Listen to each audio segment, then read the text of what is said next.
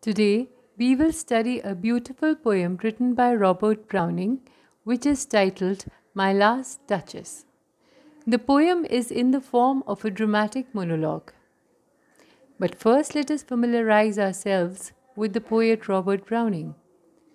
Browning was born in London on the 7th of May 1812 and he died in Venice on the 12th of December 1889.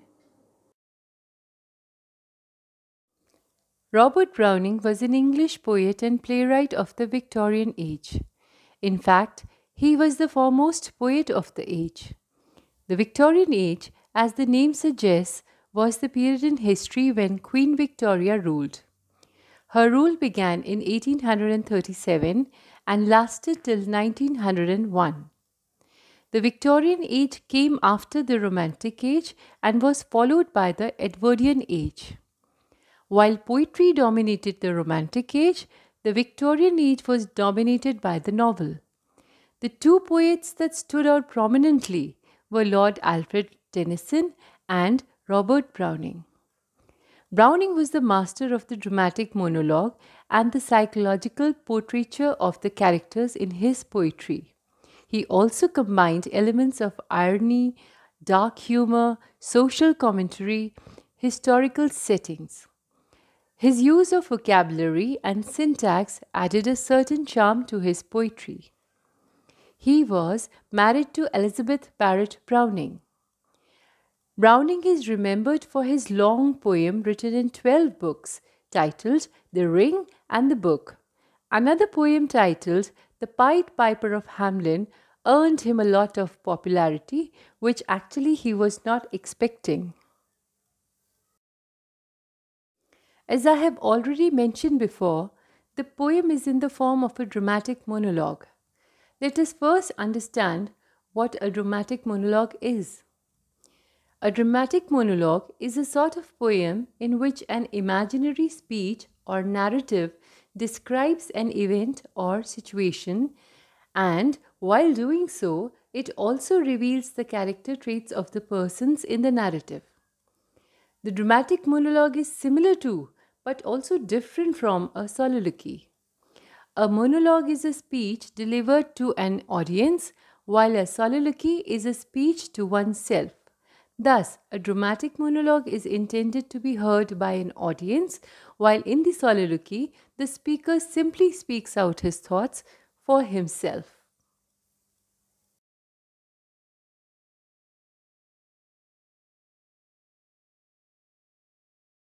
Let us briefly look at some of the features of the poem.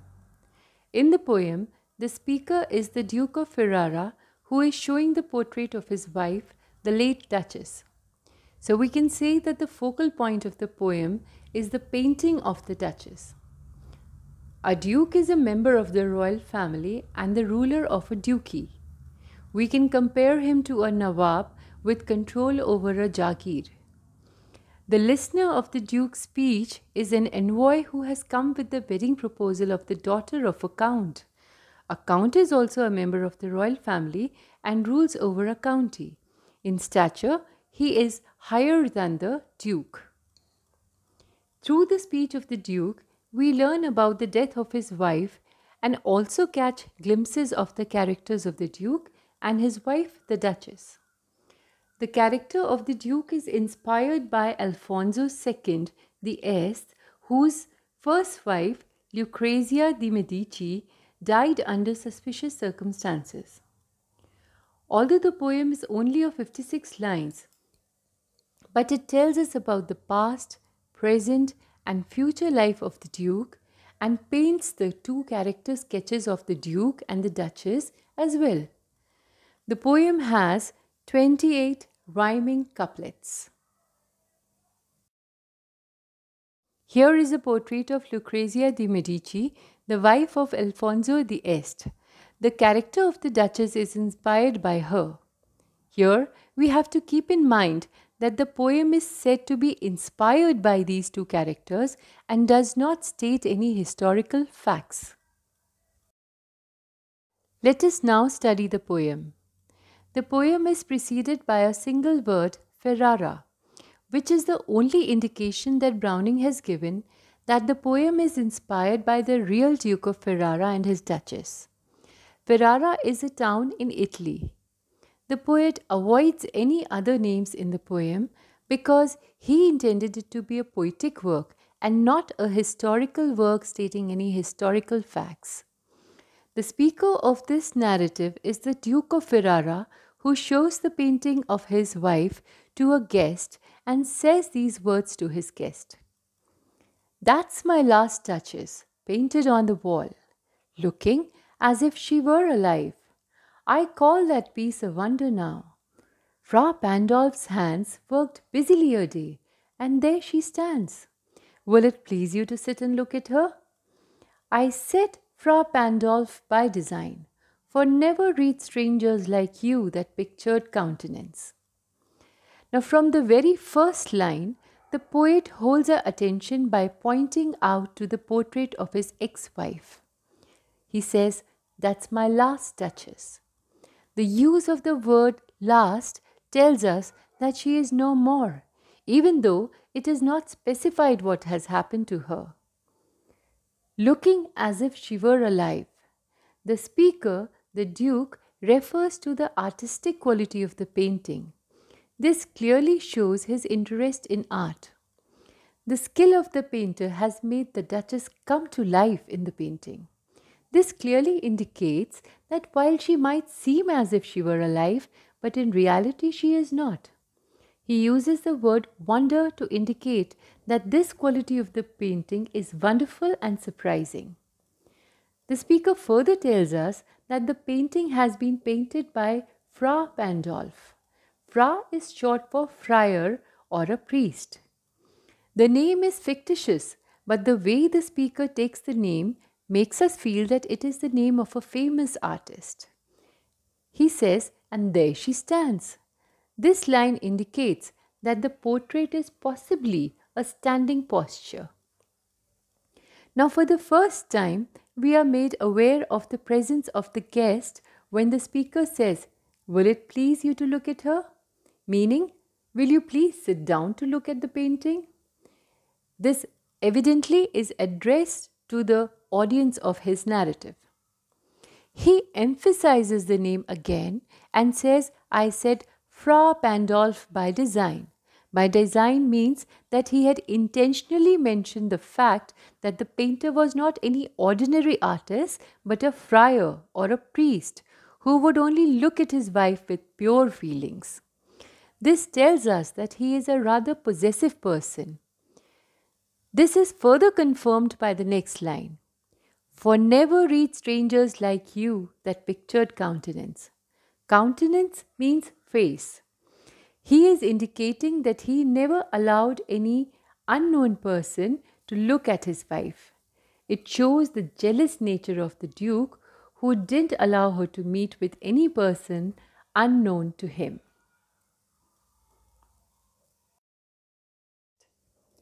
The depth and passion of its earnest glance, but to myself they turned, since none puts by the curtain I have drawn for you, but I, and seemed as they would ask me, if they durst, how such a glance came there. So, not the first are you to turn and ask thus. The Duchess in the painting has a very sincere and passionate way of looking. The Duke says that this depth and passion of feelings in her manner of looking are not allowed to be seen by anyone. He is the only one who can enjoy the beauty of this painting, as no one is allowed to remove or draw the curtain which covers the painting. And anyone who has looked on the painting had a questioning look on their faces. They had not durst or dared to actually ask the question. They simply had a questioning look on their face. He says, and seemed as they would ask me if they durst, how such a glance came by. In other words, not only the guest, but whoever has looked at the painting of the Duchess has wondered what had caused the intensity in the gaze of the Duchess. Here's an image of a curtain covering a painting or picture. This is simply to give you an idea of what a painting that is covered by a curtain might look like. The Duke addresses the guest as Sir. This clearly indicates that the guest is not a commoner but a person of some importance. He says, "Sir, 'twas not her husband's presence only called that spot of joy into the Duchess's cheek." Perhaps Frau Pandolf chanced to say, "Her mantle laps over my lady's wrist too much," or "Paint must never hope to reproduce the faint half flush that dies along her throat." Such stuff was courtesy, she thought, and cause enough for calling up that spot of joy. It appears that the Duchess blushes easily. The Duke tells us that it was not her husband's presence only that made her blush or brought the spot of joy to her cheeks. In fact, so many things made her blush with happiness. The Duke guesses that possibly the painter, Frau Pandolf, had asked her to show more of her beautiful wrists, which were covered with a shawl or mantle. Or maybe the painter had said that it would be very difficult to express through paints and colors the beautiful half flush that crept upon her face and that faded as it reached her throat. He says, all these compliments were mere courtesy. It is good etiquette to give compliments. Such compliments are not necessarily true, and yet the Duchess was impressed by these compliments and blushed with pleasure.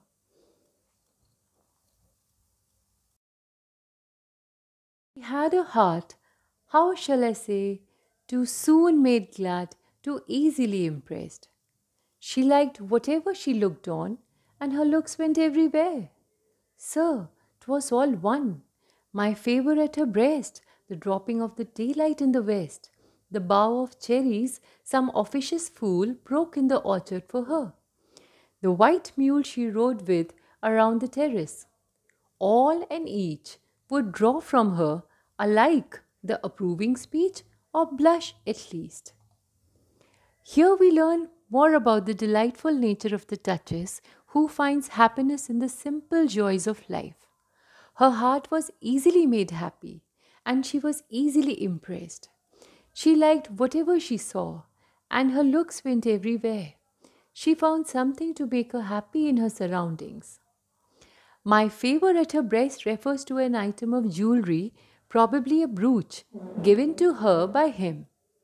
The Duke is pleased by the fact that she was delighted by a brooch which was a family heirloom given to her by him, but at the same time he is bothered by the fact that she is equally pleased with more common pleasures such as the light of the sunset or a fresh bough or branch of cherries that some servant had broken from their orchard and given to her, or even a ride on the white mule. All of these things elicited a thankful or pleased smile or a blush of pleasure at least. The Duke certainly did not like this smiling behavior of the Duchess. She thanked men. Good. But thanks somehow, I know not how, as if she ranked my gift of a 900 years old name with anybody's gift. Who'd stoop to blame this sort of trifling? The Duke says that it was good of her to thank people, but she thanked everyone with equal enthusiasm. She showed her gratitude and gave importance to the Duke's gift, which had a heritage of 900 years old family name associated with it, but she showed equal enthusiasm for other gifts too. The Duke cannot tolerate her treating him at the same level with others. But saying anything to the Duchess to show her his displeasure or to correct her behavior is beneath his dignity. He says, who'd stoop to blame this sort of trifling or petty matters?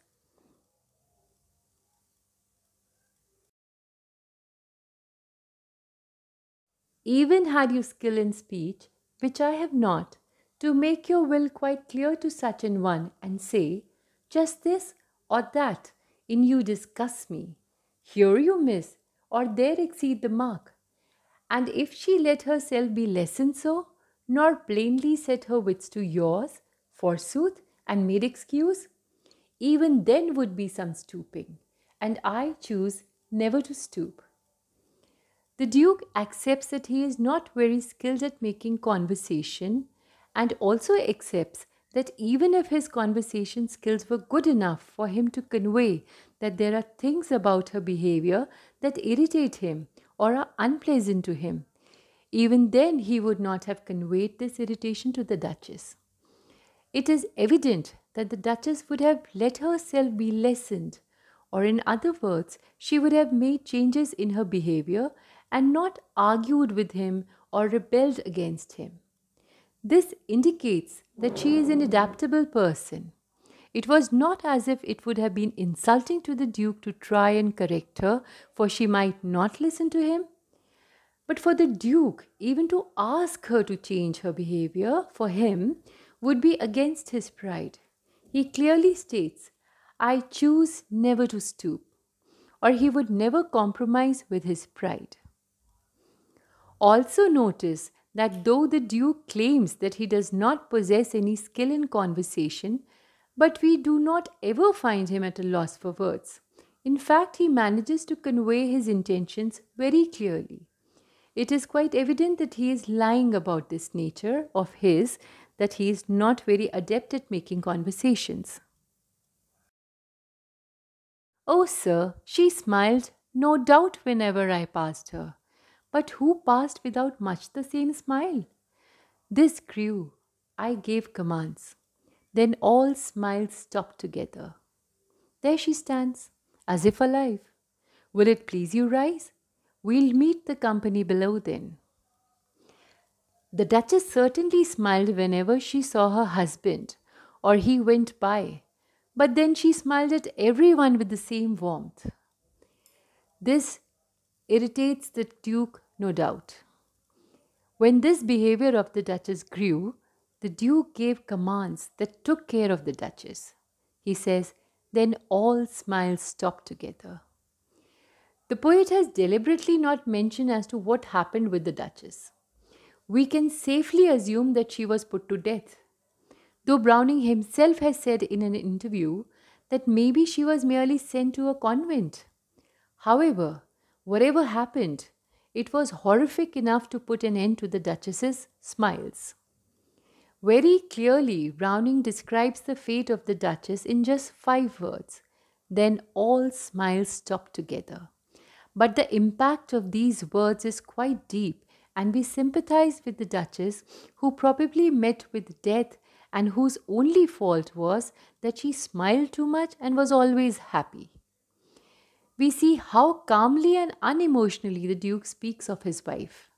In the very next line, he asks the guest to rise and says that they will go down now. It reveals the commanding nature of the Duke, who is always in command and in control.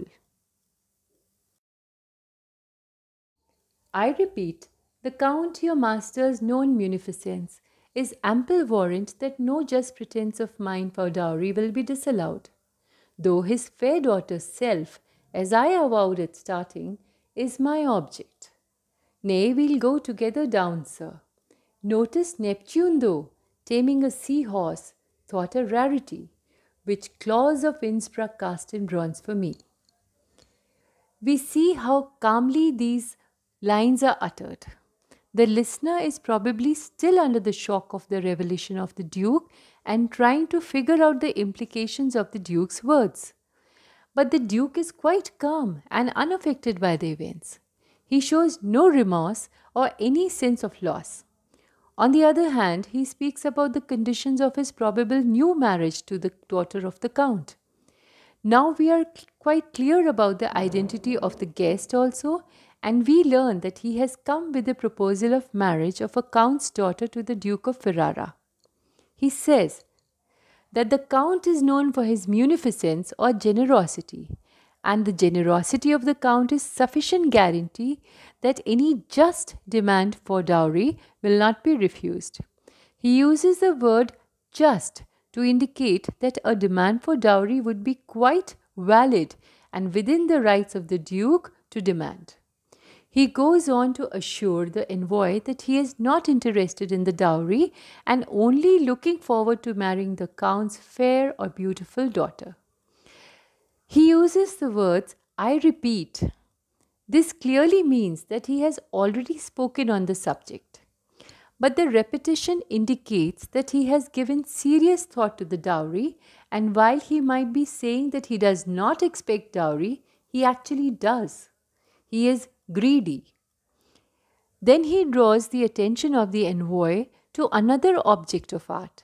He proudly shows off another object in his collection, which is a statue of the Roman god Neptune who is taming a seahorse. This statue has been cast or shaped in bronze by Claus of Innsbruck. This statue is a rarity or a unique piece of art. Claus of Innsbruck is another imaginary name, but again the readers are supposed to believe that it must be the name of a famous artist or sculptor. Here's a statue of Neptune taming a seahorse. The statue mentioned in the poem could be something similar to this. So the poem ends on another symbol of dominance with an image of a sea god trying to tame or dominate a seahorse. This is a reflection of the dominance of the Duke over others, especially the Duchess. The reader is left thinking about the fate of the Duchess and the cruelty of the arrogant Duke. As we study the poem, we learn that the Duke is a cruel, haughty, controlling, and possessive person who has no moral worth. He has greater appreciation of art than life. He is a greedy and ambitious, as can be seen by the fact that he is making another attempt at another fruitful relationship. He criticizes the Duchess and praises himself. Yet the effect on the reader is the opposite of what he intended.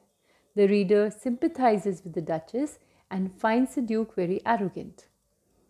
On the other hand, the Duchess is sweet, beautiful, easily pleased, happy with the small joys of life, and a person who would have adjusted to the whims and fancies of the Duke.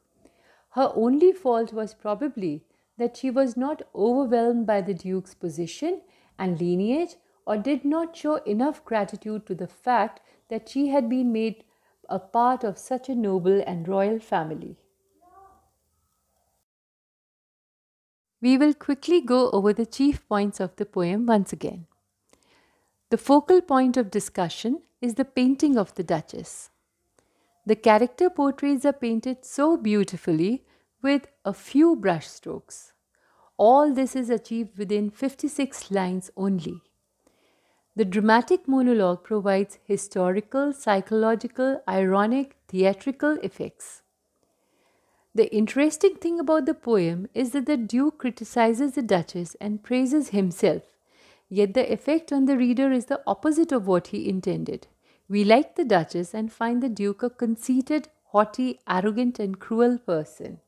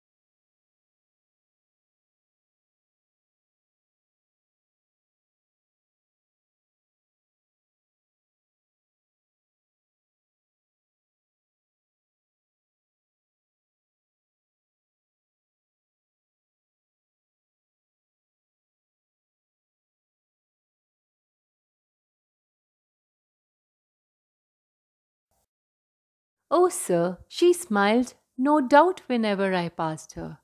But who passed without much the same smile? This grew. I gave commands. Then all smiles stopped together.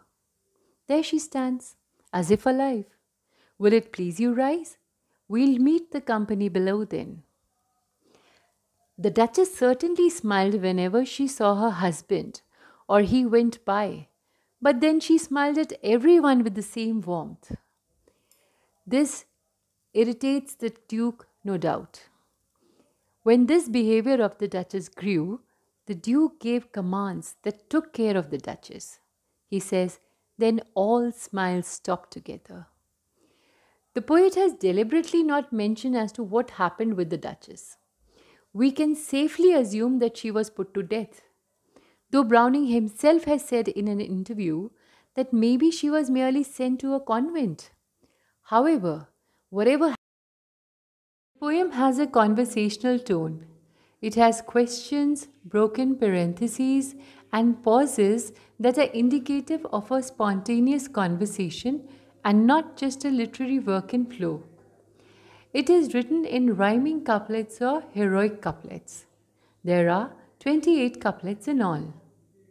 The meter of the poem is iambic pentameter with a steady rhyme and rhythm. There is assonance in the poem. Assonance is the repetition of vowel sounds in the same line, such as the sound of O in Hurwitz to your, forsooth, and made excuses, and the sound of I and O in of mine, for dowry will be disallowed. The poem also has consonants. Consonance is the repetition of a consonant sound. Here we have the repetition of the D sound in That's My Last Duchess painted on the wall, looking as if she were alive. I call that piece a wonder now. Frau Pandolf's hands worked busily a day, and there she stands. The poet makes use of symbols too. The painting of his wife on the wall is a symbol of the objectification of women. The curtain over the painting symbolizes his possessiveness and jealousy. The white mule is a symbol of the innocent nature of the Duchess, while the taming of the seahorse is a symbol of male domination, or simply domination. There is enjambment. Enjambment is the continuation of a sentence without a pause at the end. Example, I call that piece a wonder. The I call of the sentence has been in the previous sentence, while the latter part of the sentence has been broken down and continued in the next line. With that, we come to an analytical study of My Last Duchess. I hope you liked the lecture. Thank you.